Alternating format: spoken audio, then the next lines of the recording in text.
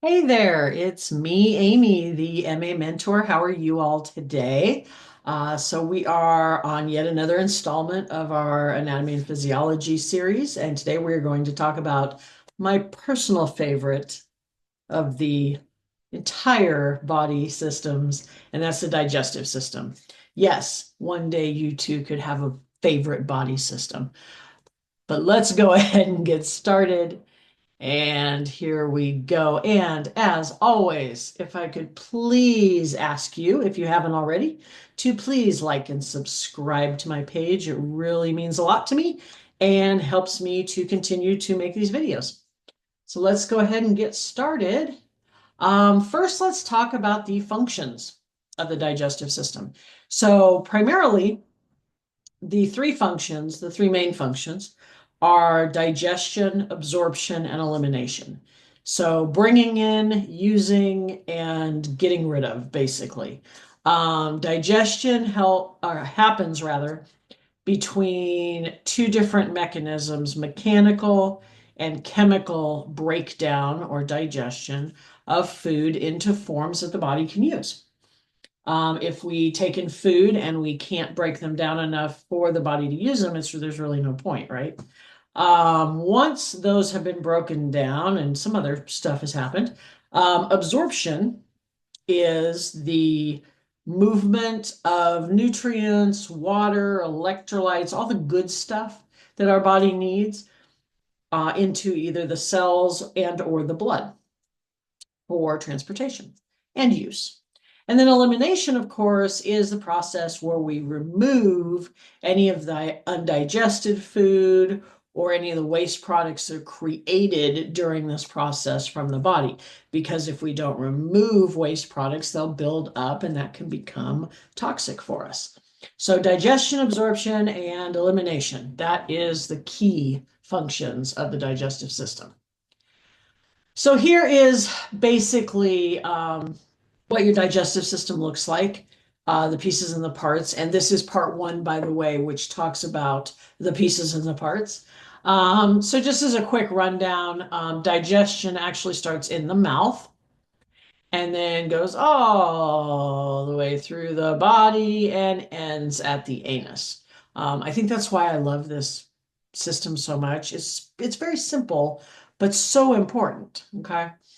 Um, we have in our mouth, and we'll break each of these down, don't worry, but we have in our mouth um, portions and pieces and parts like the palate or the roof of the mouth, the uvula, the teeth, the tongue, all things that help with um, mechanical digestion.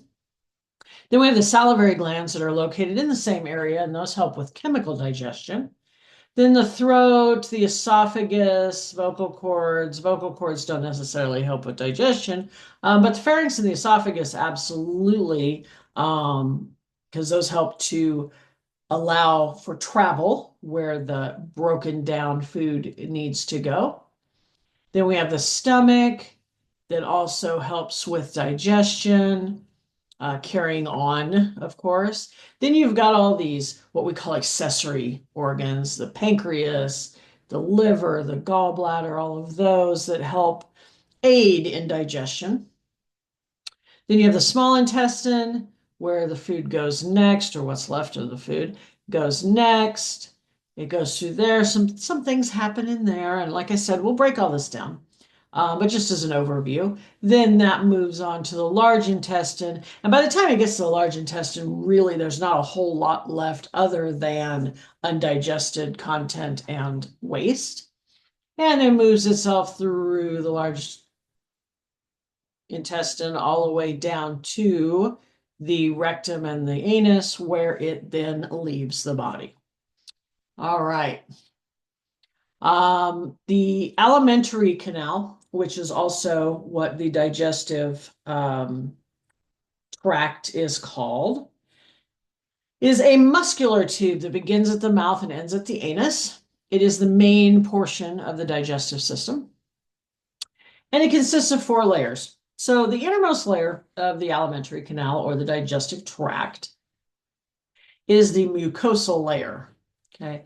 Mucosal layer is pretty much what it sounds like. It secretes mucus and some enzymes. The mucus, as we all know, mucus is kind of slimy. Mucus helps for everything to kind of go and slide down as it should, while the enzymes help with the chemical digestion. They start to break things up. The next layer is the submucosa. Makes sense. Sub means under, right? Um, which contains all the blood vessels, the lymphatic vessels, the nerves. So all the tiny vessels and nerves that contribute to not just the health and well-being of this particular tract, but can help with carrying items as well. Next layer is the muscular layer. The muscular layer, of course, consists of smooth muscle. And if you're not sure the differences of muscles, I do have already posted muscular system videos for you. And smooth muscle is the type of muscle that is primarily within the inside of the body, in the organs and things like that. And it helps to contract to move food along the canal. That is why even standing on your head, you can still swallow and it will go the correct way. And that is through a motion, a wave-like motion called peristalsis. Peristalsis is basically that wave-like contraction of the muscles that just kind of pushes things along. And we actually experience peristalsis in many places, not just the digestive tract. The outermost layer then is a double layered layer called the serosa, and it kind of just wraps everything up and protects everything. All right, so we said that the digestive system starts with the mouth, and here is the mouth, and just some features, key features of the mouth. It's not all of it, of course, but just key features. We have the hard palate, which is the roof of the mouth, and literally what it sounds like, it's the hard part, the bony part of the roof of the mouth. When you start to get further back in the mouth, you wind up with the soft palate, which is literally soft. There's no bone under it. The soft palate continues to become this little, I call it a punching bag looking thing. That's my technical term for that. Back in the back of the throat called the uvula. Okay. The uvula's main job literally is just to direct food down so that it doesn't come up out our nose. Although I'm sure you've laughed or something enough to where you've had stuff come out of your nose. Like, what is it? It's always milk, right? I think that's on South Park. Milk always comes out Cartman's nose. All right. These, the tonsils that we see and that we think of as being tonsils are the palatine tonsils. And those are right here if you have them. Some people do not have them. They've had them removed, so you would not see anything there.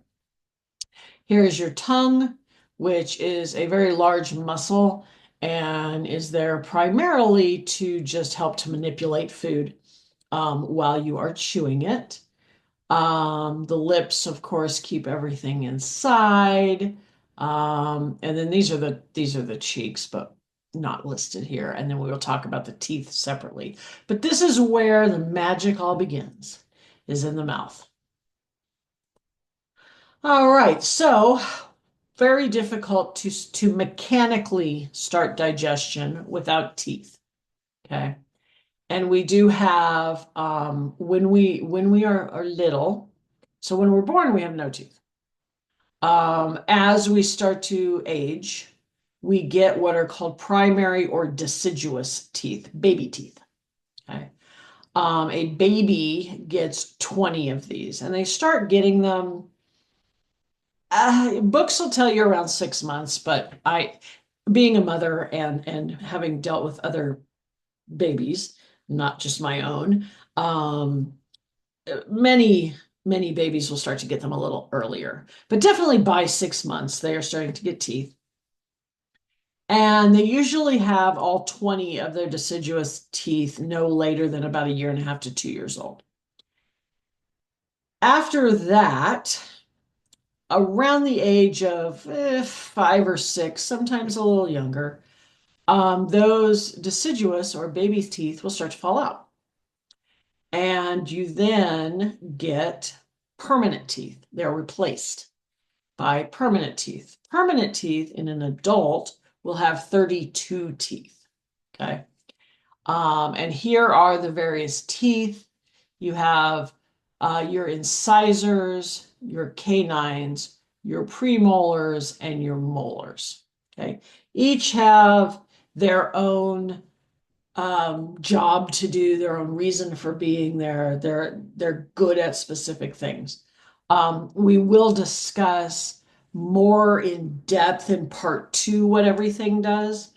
But for now, I just want to point out what the pieces and the parts are, what they're called, where they are. Okay. Here is the anatomy of a tooth. Okay. So basically, you have the top part of the tooth, which is called the crown. This middle part that you can sort of see is the neck, and then the root. No, you can't see the root unless the tooth comes out because that is underneath the gum line. The outside of the tooth is covered in enamel. Just inside, you have what is called dentin. Dentin and enamel are both very hard. In between there, you have what's called cement or cementum. There is a cavity or a canal that runs through the tooth. It's shaped very much like the tooth. It's just the canal inside, and that is called the root canal. On the sides here in the root, up here, the cavity is called the pulp cavity. And this is where the root canal, it's not just a dental procedure, the root canal is where the nerves and blood vessels and all of that enter down here. Okay. So that is why you have that canal, so you can have all of that. And then, of course, the root fits nicely into the bone and gums, gums also being called gingiva. Um, and there it hopefully sits as an adult permanent tooth for the rest of your life. We all know that that's not always necessarily the case, and some people do, especially as they age, start to lose their teeth and have to have them replaced with false teeth, prosthetic teeth, dentures. Okay, next we have the salivary glands. And the salivary glands are situated as such. You have the parotid gland, which is the largest of the salivary glands, and that sits up just in front of the ear, starting and then down kind of into the jawline here. You have the submandibular gland, which sits further down in the bottom part of the jaw. And then you have the sublingual gland, which sits just underneath the tongue. These secrete a mixture of water, enzymes, and mucus to kind of start that whole chemical breakdown or chemical digestion portion of digestion while already in the mouth, or while still in the mouth, rather. So along with the teeth helping with mechanical digestion, the salivary glands start the process of chemical digestion. And I'm sorry, mechanical, I did say, I hope, yes. Okay. Teeth are mechanical, salivary glands are chemical. All right, then we swallow the food that we just started to digest. It goes down the esophagus and makes its way into the stomach. So here we have the esophagus. The stomach is broken into a few different pieces, and because this is the outside, it does not show the sphincters here, but there is a sphincter right here that is called it's got a couple different names. It's called the lower esophageal sphincter. You will hear that. It's also called the cardiac sphincter. You will hear that. It has nothing to do with the heart, of course. It's its placement. And that sphincter basically controls the direction of the food that's entering. Now, that's not to say that food cannot go back the other way, because we've all vomited at some point in our life, right?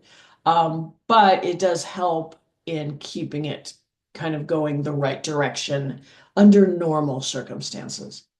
Up here is my favorite part of the stomach. It's the fundus because it's the funnest place to be. No, the ballooned area up here is called the fundus. The large part of the stomach is called the body. They do call this the cardiac or cardial part of the stomach. Um, this curve here, that's a concave curve, is called the lesser curvature. The big, more convex curve out here is called the greater curvature. This is the pyloric part of the stomach.